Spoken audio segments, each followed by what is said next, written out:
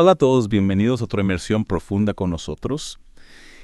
Hoy vamos a explorar algo realmente fascinante, la sabiduría ancestral de Anahuac. Uf, un tema apasionante. Sí, y vamos a ver cómo desafía algunas de las narrativas convencionales sobre la historia y la cosmología. Exacto. Y para esto nos vamos a sumergir en el libro Un rostro sabio, un corazón verdadero de Isabel Quevedo. Un libro que nos lleva en un viaje increíble, desde el Big Bang Imagínate. hasta la evolución del Homo sapiens. Pero ojo, todo esto desde la cosmovisión de Anahuac. Prepárense, porque ¿No? esto se pone realmente interesante. Sí, sí. Sí. Una de esas cosas que me llamó mucho la atención al principio del libro es que Quevedo no se limita, digamos, a narrar eventos históricos. No, no, para nada, va mucho más allá. Invita al lector a cuestionar A cuestionar. su comprensión del mundo, del cosmos y del lugar de la humanidad en todo esto. Totalmente. Y comienza con una afirmación bastante audaz. Argumenta que las civilizaciones antiguas de Anahuac eran tecnológicamente y científicamente superiores a muchas otras culturas de la época. superior. Incluso a la par, dice ella, de los egipcios, sumerios y chinos. Sí, y no se refiere solo a las pirámides o las matemáticas avanzadas. Claro. Habla de un conocimiento profundo de astronomía, agricultura e incluso del concepto de una Tierra esférica que gira alrededor del Sol siglos antes de que la ciencia europea lo aceptara. Bueno, y si estas civilizaciones eran tan avanzadas, ¿cómo es que se perdió o se olvidó este conocimiento? Buena pregunta. La autora argumenta que los invasores, como ella los llama, suprimieron activamente este conocimiento. Minimizando los logros de estas civilizaciones. O sea, que hubo un esfuerzo deliberado, ¿no? Sí, un esfuerzo deliberado, incluso destruyendo sus códices, Ah. sus registros escritos. Es una crítica bastante contundente al eurocentrismo. Y cómo ha moldeado nuestra percepción de la historia. O sea, estamos hablando de una eliminación deliberada de la historia. Esa es la postura de Quevedo, definitivamente. Ajá. Ella critica la educación eurocéntrica por perpetuar esta perspectiva sesgada, Ya. dejándonos a muchos sin conocimiento de la verdadera brillantez de la antigua Anahuac. Y no se trata solo de avances tecnológicos. Claro. El libro también profundiza en sus calendarios Ajá. y cosmología, destacando el calendario tolteca. ¿Y qué tiene de especial este calendario? Se estima que tiene 5.723 años, Órale. solo unas décadas menos que el calendario judío, que a su vez se heredó de los sumerios. O sea, dos de los calendarios más antiguos del mundo. ¿Podría ser una pista de que existía un conocimiento compartido o conexiones entre estas culturas aparentemente tan diferentes? Precisamente, esa es la pregunta. Plantea muchas preguntas intrigantes. Ya. La autora incluso señala que estas civilizaciones comprendieron que la Tierra era redonda, Ajá. no plana, y que giraba alrededor del Sol. La llamaban Semanahuac. De nuevo, adelantados a su tiempo. Hablando de tiempo, mencionaste la cosmología. Sí. ¿Qué nos puedes contar sobre la visión cíclica del tiempo en Anahuac? Claro, en la cosmovisión de Anahuac, el tiempo se divide en eras, llamadas soles, Ok. cada una con una duración de 1.144 años. Actualmente estamos en el sexto sol, que comenzó en el año once de nuestra era. Eso significa que nos estamos acercando al final de un ciclo. Bueno, la autora afirma que nuestro mundo actual está en decadencia y en peligro de exterminio, lo que sin duda se alinea con esta visión cíclica del tiempo. Es una idea que invita a la reflexión, ¿no crees? Sí, poco ominoso, pero definitivamente te hace pensar. Entonces, si estas civilizaciones eran tan avanzadas, ¿qué pasó? ¿Cómo se suprimió su conocimiento? Según Quevedo, la llegada de los europeos marcó un punto de inflexión. No solo trajeron enfermedades y conquista, sino que también destruyeron sistemáticamente gran parte del conocimiento existente. Piensa en la quema de los códices mayas en Manoremi.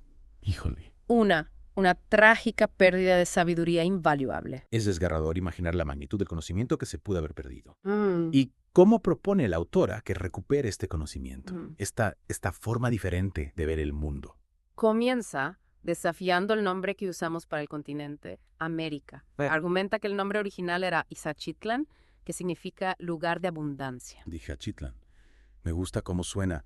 ¿Y dónde se ubicaba exactamente este lugar de abundancia? La civilización Anahuac, según la define la autora, se extendía desde Michigan, en el norte, Órale. hasta Nicaragua, en el sur. Wow. Un territorio enorme. Enorme. Algo más destacable sobre la geografía. La autora menciona que Michigan y Canadá estaban separados por un canal de agua. Es un pequeño detalle, pero pero te hace pensar en las vías fluviales y las rutas comerciales que pudieron haber existido. Fascinante. Realmente pinta una imagen diferente del continente antes de la colonización. Y no se trata solo de geografía, sino también de simbolismo. Tanto la Ciudad de México como Cusco, la capital del Imperio Inca, o Tahuantinsuyo, como se le conocía, Ajá. ostentaban el título simbólico de ombligo del mundo, ¿En serio? ombligo de la luna. Esa es una coincidencia. ¿O sugiere algún tipo de conexión más profunda entre estas dos poderosas civilizaciones? Es una pregunta que la autora deja abierta, pero sin duda es algo para reflexionar. Quizás hubo más interacción y conocimiento compartido entre estas culturas de lo que entendemos actualmente. Esto ya me está volando la cabeza. Entonces, ¿hacia dónde vamos desde aquí? ¿Qué otras ideas nos ofrece Isabel Quevedo sobre la cosmovisión de Anahuac? Bueno, profundizan el concepto del ser humano como el quinto elemento del universo, El quinto. interactuando con la tierra, el aire, el fuego y el agua. Interesante. Es una idea hermosa, que no estamos separados de la naturaleza, sino que somos parte integral de ella. Una perspectiva que se siente increíblemente relevante hoy en día, ¿no? Mientras lidiamos con el cambio climático y nuestro impacto en el planeta. Exactamente. Y esta idea de interconexión se enfatiza aún más con el concepto de dualidad en Anahuac. Dualidad. ¿Qué significa eso en este contexto? La autora describe la realidad como una dualidad infinita, animando a los individuos a descubrirse a sí mismos dentro de este marco. Se trata de comprender la interacción de los opuestos, de la luz y la sombra, y de encontrar el equilibrio dentro de esa tensión. Entonces no se trata solo de comprender el mundo externo, sino también de la exploración interior y el autodescubrimiento. Ese es el núcleo de la cuestión. Y la autora cree que este tipo de introspección es esencial, especialmente en nuestro mundo moderno. Incluso llega a decir que el actual presidente de México encarna las virtudes de un verdadero líder, porque promueve esta armonía y reconoce la importancia de este periodo de tiempo. Un momento. Está insinuando que estamos en un momento crucial de la historia. No lo dice explícitamente, Ajá. pero sí cita al actual presidente diciendo que vivimos en el momento estelar de nuestra nación. Es una frase poderosa que sugiere un tiempo de gran potencial y transformación. Esto se está poniendo realmente profundo. ¿Y cómo se relaciona todo esto con la sabiduría ancestral de la que ha estado hablando? La autora introduce el concepto de Tezcatlipoca, una poderosa deidad en la mitología azteca. A menudo se le asocia con el autodescubrimiento a través de la confrontación con la mortalidad, una especie de prueba de fuego que conduce a la verdadera comprensión. Eso suena intenso. Lo es. Pero la autora utiliza Tezcatlipoca como metáfora. Nos dice que necesitamos confrontar nuestras propias limitaciones, nuestras propias sombras para lograr un verdadero crecimiento y armonía. Entonces, no se trata solo de redescubrir la sabiduría del pasado, sino de aplicarla en nuestras vidas hoy en día. Exactamente. Y toda su filosofía se resume maravillosamente en esta frase: desea volar y te saldrán alas. Me encanta. Es un poderoso recordatorio de que tenemos el potencial de volar, de lograr grandes cosas si nos atrevemos a soñar y dar ese salto de fe. Tienes razón. Y creo que este es un buen punto para hacer una pausa y dejar que nuestros oyentes procesen toda esta información. Volveremos en un momento para profundizar en los misterios y la sabiduría de Anahuac. Bueno, retomando nuestra inmersión en la sabiduría de Anahuac, antes de la pausa hablamos de la dualidad, ¿no? Sí. Y la creencia de la autora de que para alcanzar la verdadera armonía, Ajá. debemos abrazar tanto nuestra luz como nuestras sombras. Sí, esa idea me resonó mucho. Ah. Es fácil caer en la trampa de buscar la perfección. Claro. Pero, ¿y si el verdadero crecimiento viene de reconocer e integrar todas las partes de nosotros mismos? Ese es precisamente el punto que Quevedo plantea. Ella argumenta que nuestros ancestros en Anahuac tenían una comprensión mucho más profunda de este concepto. Veían el mundo como inherentemente dualista, con fuerzas opuestas interactuando constantemente y dando forma a la realidad. Sí, y esta perspectiva no se limitaba a su cosmología, ¿verdad? Parece que esta dualidad estaba entrelazada en su vida cotidiana. Exacto. La autora señala que incluso los procesos iniciáticos del pueblo Anahuac Ajá. estaban diseñados para guiar a los individuos en un viaje de autodescubrimiento dentro de este marco de dualidad. Ya. Creían que el verdadero conocimiento y la sabiduría solo podían alcanzarse confrontando a la propia oscuridad interior. Eso difiere mucho de la forma en que solemos abordar la superación personal hoy en día, ¿no?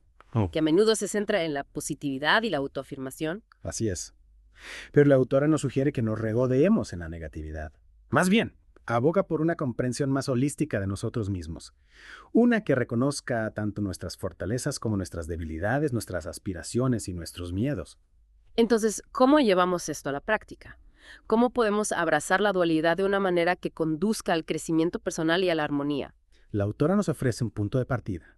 Nos anima a examinar nuestra vida diaria, nuestras experiencias humanas básicas, y a verlas a través de esta lente de la dualidad. Te entiendo. ¿Podrías darnos un ejemplo? Bueno, habla del simple acto de respirar. Jaja. Inhalamos oxígeno y exhalamos dióxido de carbono. Un ejemplo perfecto de dualidad en acción. Uno no puede existir sin el otro. Es un buen punto. Es un proceso tan fundamental. Pero rara vez nos detenemos a pensar en su dualidad inherente. Exacto. Y no se trata solo de respirar. Habla de comer y defecar, dormir y despertar, incluso de nuestros deseos sexuales. Todos estos aspectos esenciales de la existencia humana pueden verse como expresiones de la dualidad. Es casi como si nos desafiara a replantear nuestra percepción de la realidad, a ver la interconexión y el equilibrio en todo. Precisamente. Y aquí es donde entra en juego la crítica del autor a la sociedad moderna. Cree que nos hemos desconectado de esta sabiduría ancestral, de esta comprensión de nosotros mismos como parte de un todo más amplio e interconectado. Incluso argumenta que el nombre América es un nombre inapropiado, ¿verdad? Sí. La llama la mal llamada América.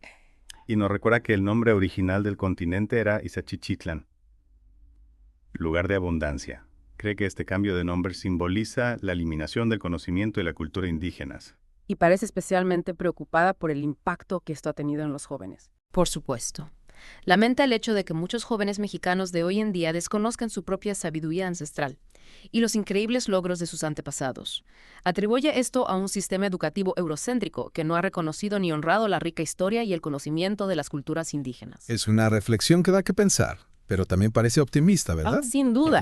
Cree que podemos recuperar esta sabiduría perdida empezando por nosotros mismos, reconectando con nuestro propio cuerpo, con nuestras experiencias humanas básicas y con el mundo natural que nos rodea. Y esto nos lleva de nuevo a la idea de desea volar y te saldrán alas, ¿no? Si realmente deseamos volar, alcanzar todo nuestro potencial, tenemos que empezar por abrazar todas las partes de nosotros mismos y redescubrir nuestra conexión con la sabiduría de nuestros ancestros. Esa es una hermosa manera de decirlo, y creo que es un mensaje que resuena profundamente en los tiempos que corren. Nos enfrentamos a tantos desafíos como sociedad: cambio climático, agitación social, división política, y a veces puede resultar abrumador. Pero quizá las respuestas que buscamos no están en mirar hacia afuera, sino hacia adentro. Esa es la invitación que nos hace la autora, mirar hacia la sabiduría del antiguo Anahuac. No como un pasado idealizado, sino como una fuente de inspiración y guía para navegar por las complejidades de nuestro presente y futuro. Es un poderoso llamado a la acción. Y me deja pensando, ¿cómo podemos empezar a tender un puente entre esta sabiduría ancestral y nuestra vida moderna? ¿Cómo podemos aplicar de forma práctica estos profundos conceptos a los retos a los que nos enfrentamos hoy? Esas son preguntas excelentes y que exploraremos más a fondo cuando volvamos para la parte final de nuestra inmersión profunda. Y ya estamos de vuelta para la parte final de esta inmersión en la sabiduría del antiguo Anahuac. Hemos recorrido un largo camino. Empezamos hablando de calendarios y cosmología avanzada. Luego nos adentramos en el concepto de dualidad y la importancia del autodescubrimiento. Y al concluir, yo creo que es crucial retomar este argumento central de la autora, ¿no? Que existe una profunda desconexión entre nuestra vida moderna y la sabiduría ancestral que una vez estuvo tan arraigada en esta tierra que llamamos América. Sí, tienes razón. Y parece especialmente preocupada por cómo esta desconexión está impactando a los jóvenes de hoy, ¿no? Total. Escribe sobre cómo la falta de conocimiento de su propia herencia ancestral está obstaculizando su crecimiento y potencial. Incluso llega a afirmar que esta falta de conciencia ha impedido el libre avance de los jóvenes de hoy. Una declaración fuerte.